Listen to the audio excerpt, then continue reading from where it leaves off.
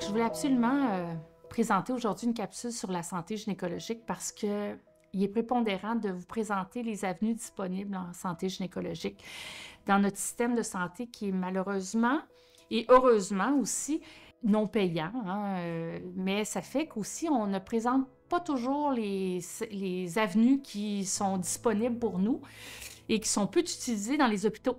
Donc, et je parlerai alors des lasers de rajeunissement gynécologique. Ça fait déjà plusieurs années qu'ils sont disponibles et on a maintenant de nouvelles générations, dont l'arrivée du Morpheus, qui est une radiofréquence fractionnée ou non fractionnée au niveau gynécologique, qui nous permettent de travailler une panoplie de symptômes et de problèmes gynécologiques. Et je vous dirais que le nombre de consultations à ce chapitre-là, c'est encore un peu ténu.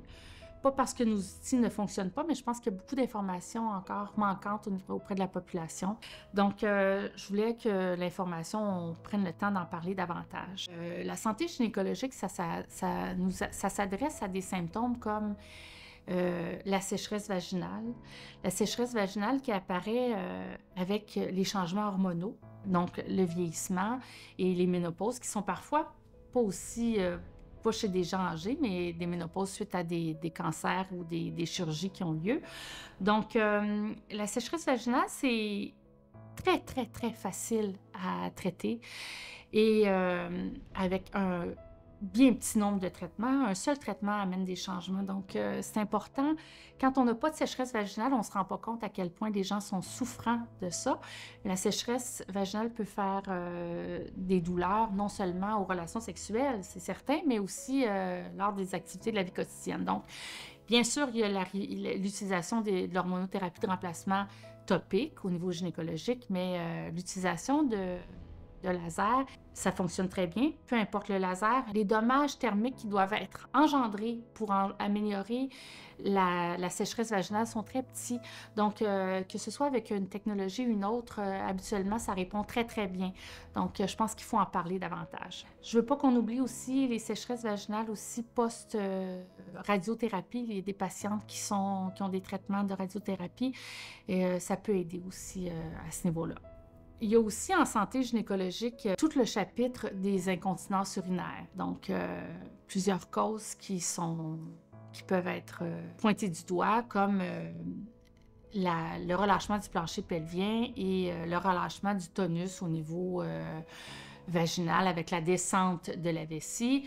Donc, il y a naturellement plusieurs grades. Plus les patientes s'adressent rapidement à leurs symptômes d'incontinence urinaire, meilleurs seront les résultats. Naturellement, quand les patientes ont une descente de vessie très avancée, on ne s'attend pas au même résultat qu'une patiente qui commence à avoir des symptômes d'incontinence urinaire avec juste une petite incontinence de stress. Donc, on peut s'adresser avec nos techniques à de l'incontinence de stress. Donc, ça, c'est l'incontinence secondaire qui survient quand les patientes tous éternuent, font de la trampoline, du jogging, donc l'incontinence de stress. Et on peut avoir aussi l'incontinence par urgence mictionnelle, donc c'est des contractions au niveau vésical. C'est comme si notre vessie tolérait plus une plus grande distension, donc des contractions vésicales qui arrivent plus rapidement. Et nos techniques peuvent aider cette incontinence-là et l'incontinence mixte qui combine les deux. C'est aussi possible. On a maintenant sur le marché le nouvel appareil qui est le Morpheus 8. Le Morpheus V, qui permet de travailler l'incontinence urinaire de façon... Là, on a besoin d'un laser plus performant qui pénètre plus profondément que pour traiter juste la sécheresse vaginale. Là, je pense que l'arrivée du Morpheus V change complètement la donne et vient nous permettre d'accéder à des résultats vraiment plus intéressants. Je pense qu'il faut connaître davantage les options, en parler davantage parce que on sait, on a eu toute la saga des bandelettes vaginales, des bandelettes urinaires qui étaient mises puis qui ont engendré parfois des problèmes parce qu'on laissait un corps étranger présent au niveau près de l'urètre. Bien, avec ces lasers-là, on ne met pas en place de corps étranger, c'est vraiment plus bénin puis on peut s'adresser rapidement aux patientes qui commencent à avoir des symptômes. Donc, je pense qu'on va évoluer vers des nouveaux traitements qui vont s'installer plus rapidement. Je pense que le dernier point qu'il faut aborder, c'est la santé sexuelle, Parce que maintenant, avec l'arrivée de nouvelles techniques vraiment plus performantes, on est capable de jouer aussi sur la santé, la satisfaction sexuelle de nous et de notre partenaire. Donc, c'est un sujet qui va intéresser les jeunes et les moins jeunes. Je vois fréquemment des dames plus âgées qui ont parfois eu des pauses dans leur période d'activité sexuelle. Puis là, avec l'arrivée de la ménopause, le vieillissement, ils ne savent pas trop si c'est encore suffisamment perméable, suffisamment confortable. Donc, beaucoup d'insécurité chez la femme vieillissante qui parfois change de relation sexuelle. Je vous dirais que souvent, c'est une raison de consultation, puis on intervient là-dessus aussi à réassurer. Donc, la patiente jeune et moins jeune peut avoir un intérêt sur la satisfaction sexuelle parce que va vouloir jouer sur le tonus vaginal pour le resserrement parce que elles ont eu des grossesses, elles ont eu des changements de poids ou juste le vieillissement fait que le tonus se relâche. Donc, parfois, elles se rendent compte qu'elles ont moins de satisfaction sexuelle.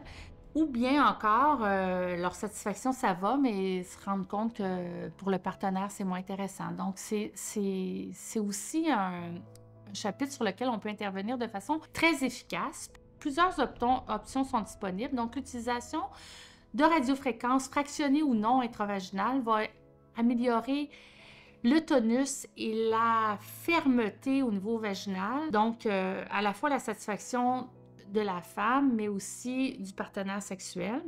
L'utilisation du Morpheus V en radiofréquence fractionnée, c'est vraiment très efficace. L'utilisation de 3 à 6 traitements vient vraiment resserrer le tissu puis changer la satisfaction. En augmentant le tonus vaginal, c'est sûr que la première chose que tu vas changer, c'est la lubrification là, par le fait même. C'est certain que ça va changer. Le tonus au niveau du point G, la quantité de tissu au niveau du point G va changer. La satisfaction de la patiente va changer par le fait même. On peut aussi aller injecter, ne serait-ce que juste du PRP au niveau des parois vaginales et du point G pour aller changer la satisfaction.